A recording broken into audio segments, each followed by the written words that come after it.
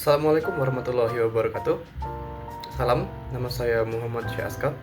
Dan pada kesempatan kali ini saya ingin menjelaskan tentang hasil pekerjaan saya mengerjakan 5 soal yang telah diberikan minggu lalu ya.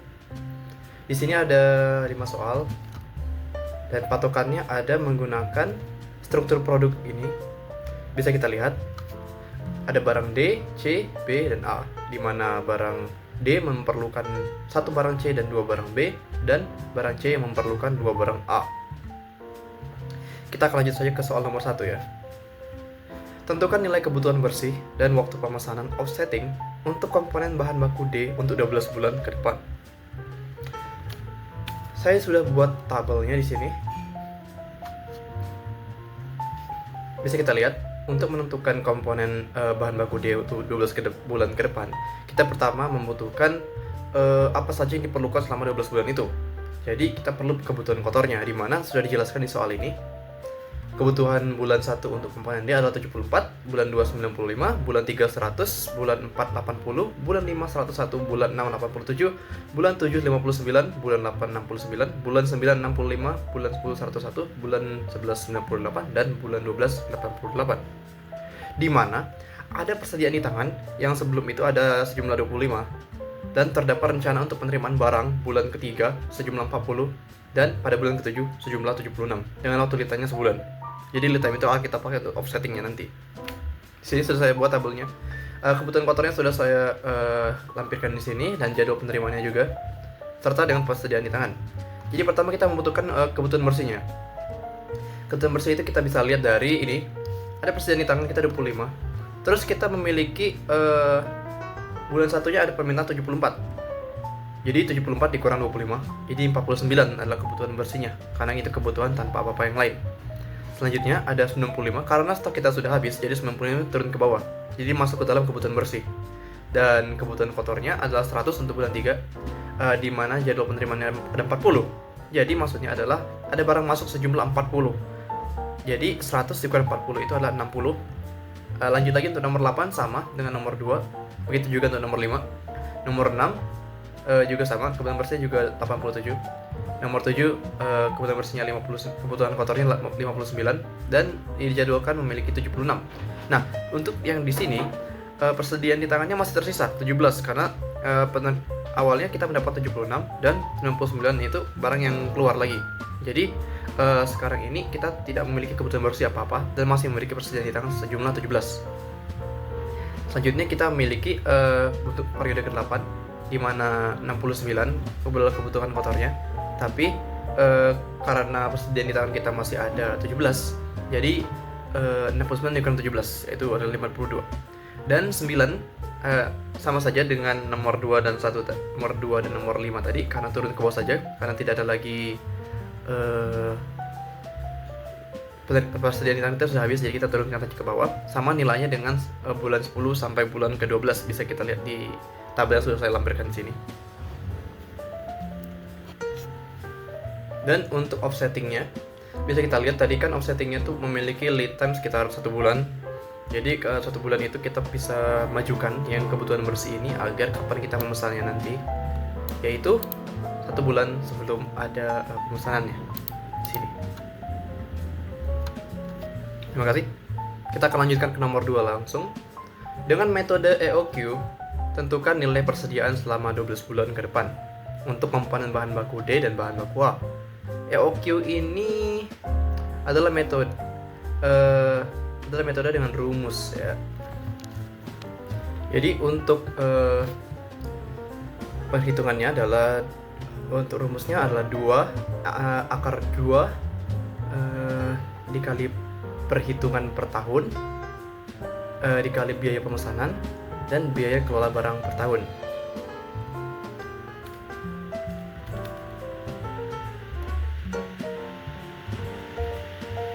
Jadi untuk hasil akhirnya adalah akar 2 dikali 876 dikali 1500 per 350, yang dapat menghasilkan hasil yaitu 86,67 unit. Dan kita harus bulatkan itu ya, karena ini produk, jadi kita bulatkan ke 87 unit. Selanjutnya kita bisa lihat di sini. Jadi ukuran lotnya adalah 87. Jadi itu akan menghitung pemesanannya kita akan jadi berapa saja gitu. pemesanannya per pesanan kita dapat berapa unit. Dan kita bisa lihat di sini karena pemesanannya 87. Jadi kita memiliki persediaan akhir 87 ya. Sekarang diminta oleh bulan 1 49. Sama dengan cara kebutuhan bersih tadi. Kita hasil akhirnya adalah 38. Untuk 2 persediaan akhirnya adalah 30. Untuk yang ketiga 57, untuk keempat 64, dan untuk kelima 50, dan seterusnya dan seterusnya. Sama kerjanya dengan yang A. Untuk bahan baku A, kali ini adalah akar 2 karena kita mengambil kebutuhan bersihnya saja. Untuk yang kita kalikan di sini, kita dapat hasil akhir yaitu 1332. Jadi akar 2 dikali 1322 dikali 1500 per 350 yang menghasilkan 106,48 unit yang akan kita terjemahkan menjadi 107 unit sebagai save. Jadi kebutuhan bersihnya kita akan ambil. Oh ya, saya lupa menjelaskan untuk kebutuhan bersih yang A. Sebenarnya kita harus menjelaskan kebutuhan bersih yang A kita dapat dari mana ya. Jadi pertama kita akan menjelaskan dulu untuk bagaimana cara mendapatkan kebutuhan bersih yang A. Jadi kebutuhan bersih yang A itu kita dapatkan dari offsettingnya si C. Dan dari mana dapatkan offsettingnya si C itu? Dari kebutuhannya si D. Jadi offsetting D adalah kebutuhan kotor C. Kenapa? Karena jika kita ingin membuat barang D, kita harus membuat barang C terlebih dahulu. Dan jika kita ingin membuat barang C, kita juga harus membuat barang A. Jadi kita akan langsung saja step by step agar tidak rumit-rumit. Jadi pertama kita harus membuat barang C terlebih dahulu, di mana kebutuhan kotornya adalah sama dengan offsetting D. Offsetting D bisa kita lihat di sini dimulainya 1 bulan sebelum periode 12 ini, periode 1. Jadi kita bulan 12 mulanya ya. Kita masukkan saja semua offsetting ini ke kebutuhan kotor. Dan cara untuk kita menghitung periode C-nya bagaimana? Ya sama seperti menghitung kebutuhan bersih periode D tadi. Karena jadwal penerimaannya tidak ada apa-apa di bagian awal, kita langsung saja kita masukkan ini sebagai kebutuhan bersih 12, jadi 49, 95, 60, 80, 87 karena di sini sudah ada jadwal penerimaan 65. Di sini juga ditertera bahwa kebutuhan C itu ada dipesan pada bulan keempat sejumlah 65 dan bulan ketujuh sejumlah 40, dan pada bulan 10 ada sejumlah 75 dengan waktu lead time-nya 1 bulan.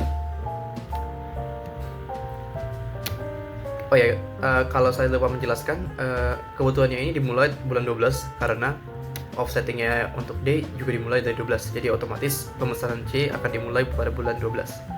Jadi offsettingnya C itu juga adalah 1 bulan.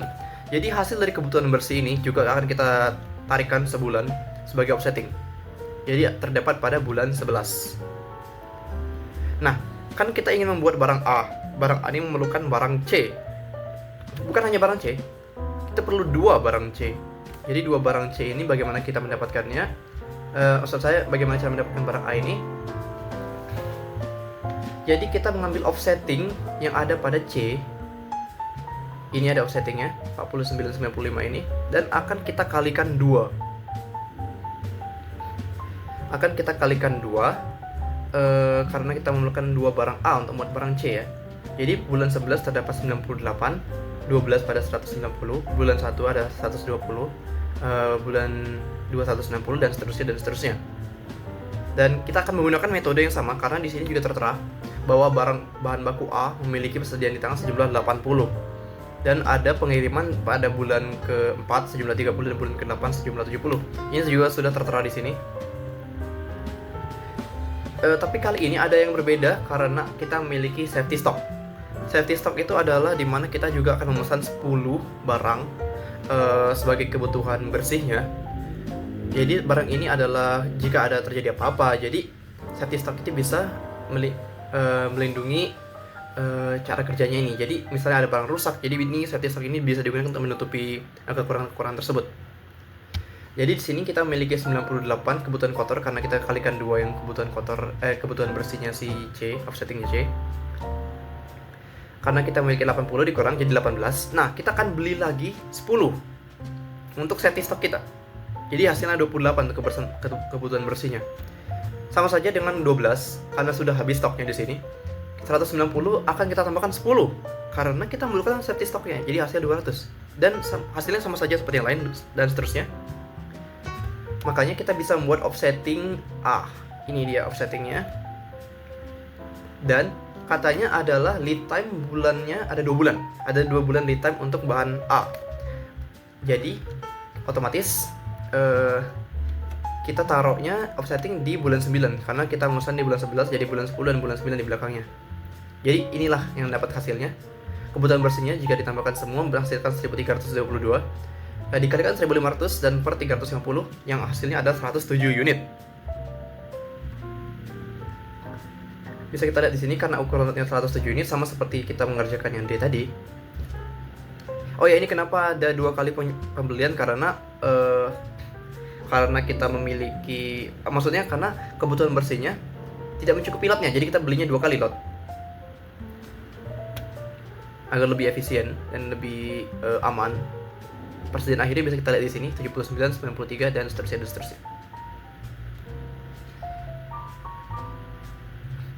Sekarang kita lanjut ke nomor 3.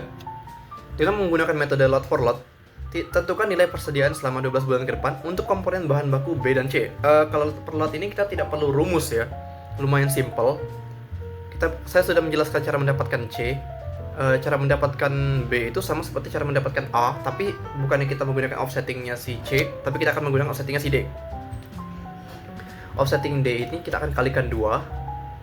Setelah kita kalikan 2, akan kita letakkan pada kebutuhan kotor settingnya B di bulan 12.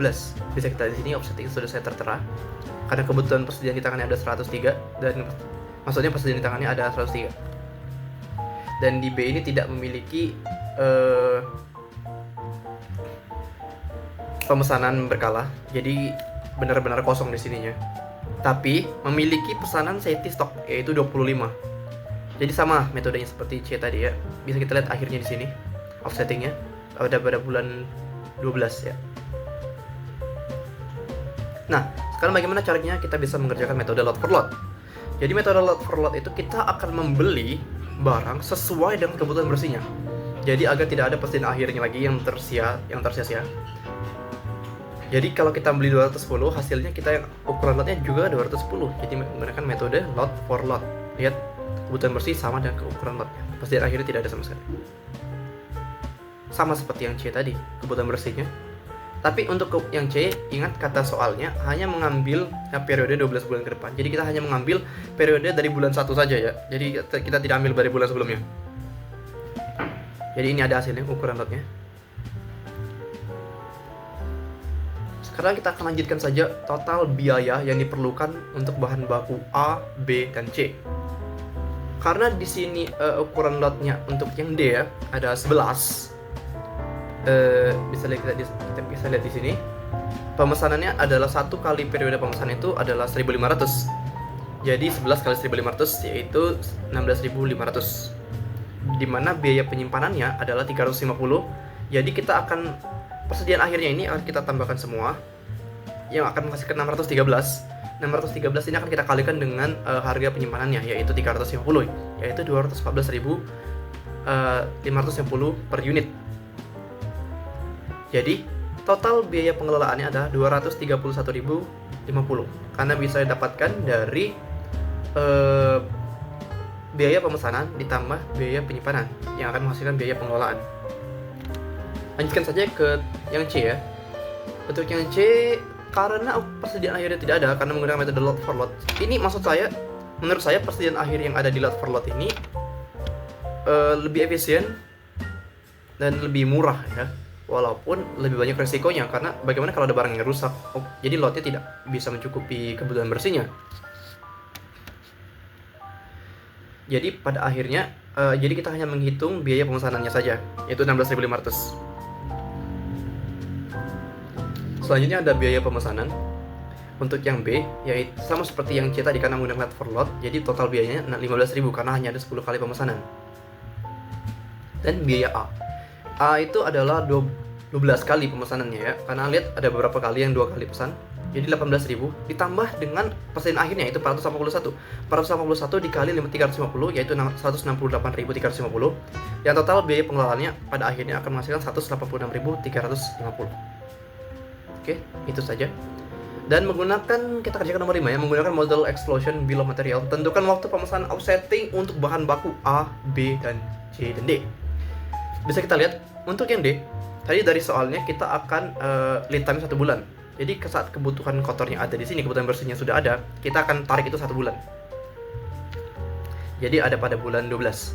Selanjutnya, karena kebutuhannya pada C ini membutuhkan barang D, yaitu bulan 12 tadi offsettingnya, kita akan tarik lagi karena di kebutuhan C katanya juga memiliki lead time 1 bulan, jadi 49 nya ada pada bulan 11. Nah, untuk yang B, karena kita juga mengambil yang D, tapi memiliki lead time-nya sama seperti si C ya, jadi sama saja seperti si C, berbeda dengan yang C, karena lead time-nya juga berbeda. Jadi sudah tertera di sini offsettingnya pada bulan 12. Bukan, maksudnya offsettingnya sudah ada sejak bulan 11 juga, tapi gara-gara kebutuhan bersihnya tidak ada di bulan 12, jadi kita lanjutkan saja. Selanjutnya yang A sudah saya jelaskan tadi bagaimana prosesnya. Offsettingnya terdapat pada bulan 9 karena memiliki lead time 2 bulan dari C. Oke, terima kasih sudah menonton. Nampaknya itu saja yang bisa saya jelaskan pada kesempatan kali ini. Terima kasih atas perhatiannya. Wassalamualaikum warahmatullahi wabarakatuh.